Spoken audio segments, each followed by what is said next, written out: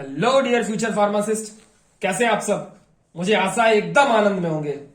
आज की इस वीडियो में हम pharmaceutical jurisprudence 2020-21 section A question paper को सॉल्व करते हैं। कंटेंट बहुत ही अच्छा मिलने वाला है, सो वीडियो को अंत तक बने रहें, बिना स्किप किए देखें। So let's start with the video. Students, section A contains 10 questions, right. और ये 10 क्वेश्चन हमारे 20 मार्क्स के होने वाले हैं। 20 मार्क्स को कैसे गेन करना है, आप वीडियो के अंत तक बने। तो हमारा पहला क्वेश्चन है, what is schedule G. Schedule G क्या होता है। ये शेड्यूल हमारे फार्मास्यूटिकल जूरिस्प्रूडेंस में शेड्यूल्स पढ़ाए जाते हैं कि किसके अकॉर्डिंग किस ड्रग को रखना चाहिए, क्या रूल्स एंड रेगुलेशन होने चाहिए उनको रेगुलेट करने के लिए।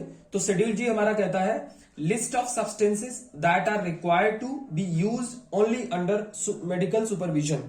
यानी कि हम इसको खुद से नहीं लें, कोई भी ड्रग ऐसी जो ड्रग है खुद से नहीं लें। जैसे एग्जांपल के तौर पर हम आपको बताते हैं हार्मोनल प्रिपरेशंस, यानी कि जो हार्मोन्स वगैरह होती हैं उनकी जो ड्रग होती है उनको खुद से नहीं ले सकते हैं, डेंजरस हो सकती है हमारे लिए। इसीलिए ये जो है अंडर मेडिकल सुपरविजन ली जाती है, ठीक है।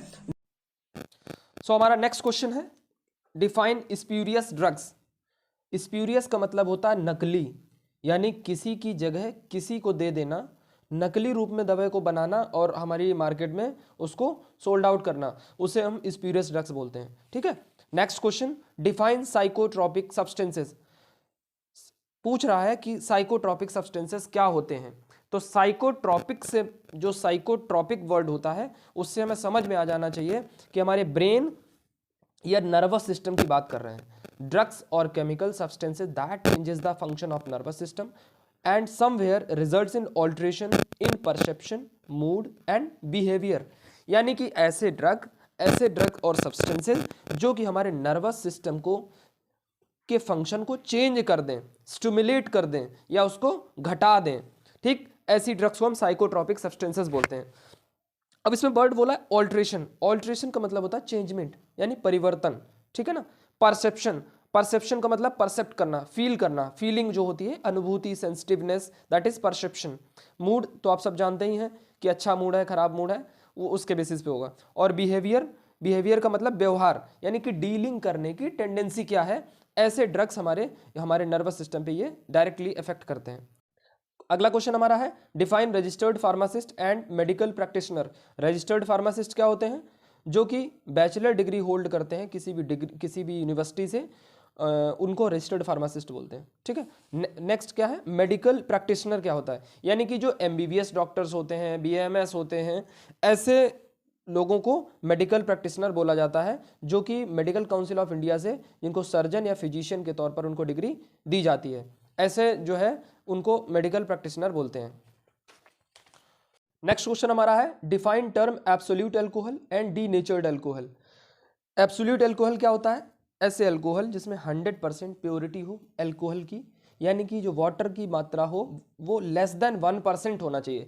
99.5, अब 100% प्योरिटी एफिकेसी नहीं ला सकते हम किसी भी चीज़ में, तो 99.5 हमारा अल्कोहल होना चाहिए। ऐसे एब्सोल्यूट, इसको हम एब्सोल्यूट अल्कोहल बोलते हैं, ठीक है। डीनेचर्ड अल्कोहल, डीनेचर्ड से मतलब होता है जिसका नेचर खराब हो।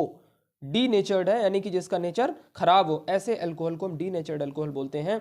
जिसकी टॉक्सिसिटी, यानी अल्कोहल टॉक्सिक हो, यानी कि मेथनॉल हो गया, आइसोप्रोपाइल अल्कोहल होगा, आपको पिक्स अभी दिखाते हैं इसमें दिखेगा, ठीक है ना। जो अनसूटेबल हो हमारे ह्यूमन कंजप्शन के लिए, यानी कि जो हम कभी कभी आपने न्यूज़ में सुना होगा कि कुछ लोग दारू पीने से मर गए, वो हमारा क्या होता है, मेथनॉल होता है, ठीक है ना। जो टॉक्सिक कंजप्शन कर लेते हैं, अनफिट फॉर ड्रिंकिंग पर्पस होता है, और उस मतलब लोग जो है डेथ का कॉज भी हो जाता है उससे। ऐसे को हम डीनेचर्ड अल्कोहल बोलते हैं, राइट। नेक्स्ट क्वेश्चन है हमारा, right the objectives of RTI act, यानी कि right to information act. Right to information का मतलब होता है सूचना का अधिकार। तो इसके ऑब्जेक्टिव्स क्या क्या है, सूचना का अधिकार का क्या मतलब है।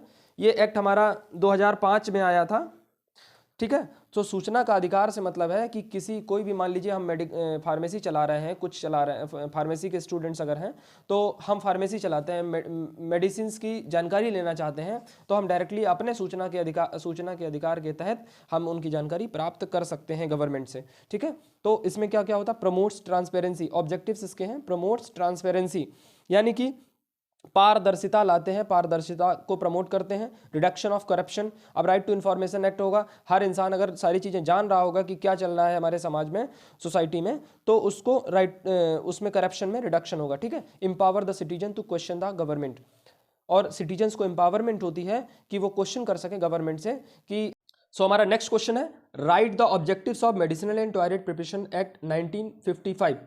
Medicinal and toilet preparation act होता क्या है, पहले हम ये समझते हैं। देखो, मेडिसिनल से तो समझ में आ रहा है कि मेडिसिन की बात कर रहे हैं, ठीक है। टॉयलेट प्रिपरेशन एक्ट से क्या समझ में आता है, ये टॉयलेट प्रिपरेशन एक्ट जो है ये टॉयलेट से रिलेटेड नहीं है। सबसे पहली बात आप समझ लीजिए कि टॉयलेट से रिलेटेड नहीं है। इसको टॉयलेट प्रिपरेशन एक्ट क्यों बोला गया, इसलिए बोला गया है जो हमारी बॉडी में क्लीननेस लाने के लिए जो ड्रग्स, कॉस्मेटिक्स, परफ्यूम्स और हमारी स्किन केयर के लिए जो होते हैं, डिओड्रेंट्स वगैरह होते हैं, परफ्यूम्स होते हैं, ऐसी ड्रग्स को हम टॉयलेट प्रिपरेशन एक्ट के तहत रखते हैं। मेडिसिनल और टॉयलेट प्रिपरेशन एक्ट क्या था, ये कुछ ऐसा जो है एक्ट था जिसमें मतलब कोई भी हम दारू लोग पी के पड़े रहते थे, अल्कोहल कंजप्शन होता था और उस पर क्या होता था कि कोई रोकथाम नहीं थी। इसके लिए हमारी गवर्नमेंट ने एक्साइज ड्यूटी लगाना शुरू कर दिया, इंपोर्ट करना शुरू कर दिया यहाँ वहाँ से, और इन पे एक्साइज ड्यूटी लगा दी ताकि हमारी जो मिसयूज़ है अल्कोहल का वो कम हो सके और हमारा जो है मेडिसिन में उसका यूज़ हो सके, ठीक है। तो इसके ऑब्जेक्टिव्स हैं to provide uniformity in rules and rates of excise duty. जो एक्साइज ड्यूटी लगाई गई है ड्रग्स पर, उसके जो रेट्स हैं उस पर आराम से यूनिफॉर्मिटी बनाई जा सके, ठीक है। Provide for the levy and collection of the duties of excise on such preparation, और इनकी जो कलेक्शन है ऐसे ड्रग्स पर और इस पे जो है प्रिपरेशन पर, इसको जो है आराम से प्रोविजन दिया जा सके, ठीक है। सो हमारा नेक्स्ट क्वेश्चन है, what is schedule M. Schedule M जो है हमारा मैन्युफैक्चरिंग जो यूनिट्स होती हैं, जो हमारी मैन्युफैक्चरिंग यूनिट्स होती हैं यानी कि फैक्ट्रीज वगैरह होती हैं, उस पे ये वर्क करता है कि हमारा कितना एरिया होना चाहिए, कैसा प्रमाइसेस होना चाहिए, ये हमारा सारा सब कुछ शेड्यूल एम बताता है, ठीक है। It is good manufacturing practices is GMP for pharmaceuticals that should followed by pharmaceutical manufacturing units in India under a part of drug and cosmetic 1940 के तहत शेड्यूल एम हमारा आया, जिसमें कि गुड्स एंड मैन्युफैक्चरिंग प्रैक्टिसेस यानी कि जो industries वगैरह होती हैं, यूनिट्स जो लगी होती हैं, उनके तहत ही वर्क करता है। नेक्स्ट क्वेश्चन हमारा है, right the function of drug inspector. Drug inspector सभी जानते हैं, UPSC के तहत बी फार्मा करने वालों के बाद जो है होता है ड्रग इंस्पेक्टर बनता है व्यक्ति, उसको ड्रग इंस्पेक्टर बोलते हैं, जो कि हमारा क्या करता है, जिसके फंक्शन है हमारे मॉनिटर द ड्रग सेफ्टी, ठीक है, यूटिलिटी परफॉर्मेंस। ड्रग सेफ्टी यानी कि ड्रग की सेफ्टी क्या है, ड्रग कैसे वर्क कर रहा है, वो सेफ है हमारे लिए कि नहीं है, इस पे जो है ड्रग इंस्पेक्टर हमारा चेकआउट करता है जाके, ठीक है। नेक्स्ट हमारा यूटिलिटी परफॉर्मेंस यानी कि जो अप्लायंसेज हैं, जो एप्लीकेशंस हैं, उनकी परफॉर्मेंस सही है या नहीं है, ऐसे ये भी काम हमारा ड्रग इंस्पेक्टर का होता है। डिसिप्लिन ऑफ फार्मेसी, जो मेडिकल स्टोर चल रहा है क्या वो सही डिसिप्लिनरी वे में रखा है कि नहीं, जो ड्रग पैरासीटामॉल है वो अलग रखी है कि नहीं, वैक्सीन है अलग रखी हैं कि नहीं, हर कैटेगरी की जो ड्रग्स होती हैं वो अलग अलग रखी हैं, कैटेगरी वाइज डिवाइडेड है कि नहीं है, हमारी फार्मेसी यूनिट कैसी लगी है, इस पर भी ड्रग इंस्पेक्टर ही चेकआउट करता है जाके। Also check that medicine are suitable for human consumption और नॉट, यानी कि जो मेडिसिन है वो एक्सपायरी तो नहीं है, कहीं प्रॉपर सही वर्क करेगी या नहीं करेगी, ये सारा काम किसका होता है, ड्रग इंस्पेक्टर का, ठीक है। नेक्स्ट क्वेश्चन है, define adulterated drug. Adulterated drug यानी कि जिसमें अडल्ट्रेशन किया जा सके, जो डिकम्पोज हो जाए, जो खराब हो जाती हैं दवाइयाँ, जैसे सिरप वगैरह होती हैं, हमारी सिरप रखी रहती हैं काफ़ी दिनों तक और एक्सपायर हो जाती हैं और ख़राब हो जाती हैं, ऐसी ड्रग को हम एडल्ट्रेटेड ड्रग बोलते हैं, ठीक है। अब इसमें इसके ये एडल्ट्रेटेड क्यों हो जाती हैं, इसकी रीजंस देखते हैं। Container composed of any poisonous substance that can spoil the content of drug. अब कोई कंटेनर है, जिस कंटेनर में हम कोई भी ड्रग रखी हुई है उसमें कोई पॉइजनस सब्सटेंस लगा हुआ है तो हमारी ड्रग की कंटेंट को वो खराब कर देगी, ठीक है। प्रिपेयर्ड, पैक्ड और स्टोर्ड अंडर अनहाइजीनिक कंडीशन। मान लीजिए अनहाइजीनिक कंडीशन में हम उसको प्रिपरेशन दे रहे हैं और उसको पैक कर रहे हैं, कंटामिनेशन आ गया है उसकी ड्रग में, तो ऐसी ड्रग्स को भी हम एडल्ट्रेटेड ड्रग कह सकेंगे। सो ये थे हमारे आज के 10 क्वेश्चन। अगर आपको स्टिल कोई डाउट है तो कमेंट सेक्शन में अपना मैसेज ड्रॉप करिए। Stay tuned with your hard work. Thank you.